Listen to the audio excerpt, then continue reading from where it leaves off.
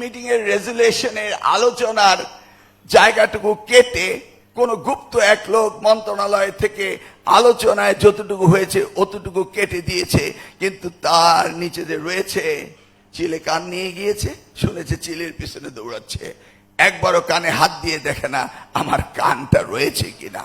গতকাল রাত্রে আবার শুনলাম যে মিছিল হচ্ছে।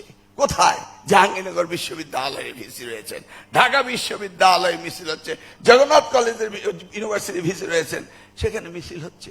কিসের মিছিল? যে এমপিও শিক্ষকদেরকে ম্যানেজমেন্ট কমিটিতে দিয়ে দেওয়া হয়েছে। Who said it? একটি মিটিং এর রেজুলেশনের আলোচনার জায়গাটুকু কেটে কোন গুপ্ত এক লোক মন্ত্রণালয় থেকে আলোচনায় যতটুকু হয়েছে অতটুকু কেটে দিয়েছে, কিন্তু তার নিচে যে রয়েছে লোডশেডিং কিংবা ঘরের বাইরের তীব্র গরমে ওয়ালটন রিচার্জেবল ফ্যান থাকলে থাকবে শুধু বাতাস আর বাতাস।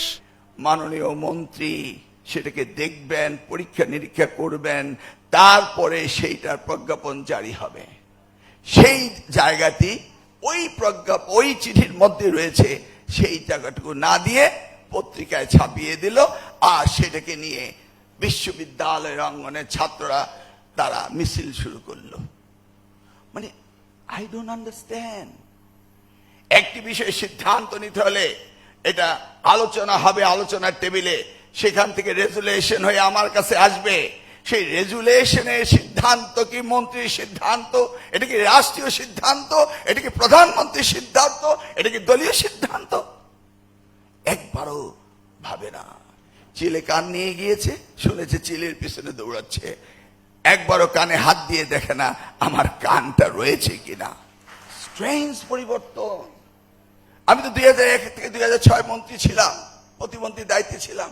এই ধরনের ভাবনায় অন্তত বিশ্ববিদ্যালয়ের ছাত্ররা কখনো এই ধরনের উস্কানিতে তারা ব্যস্ত হতো না। আজকে কি হলো?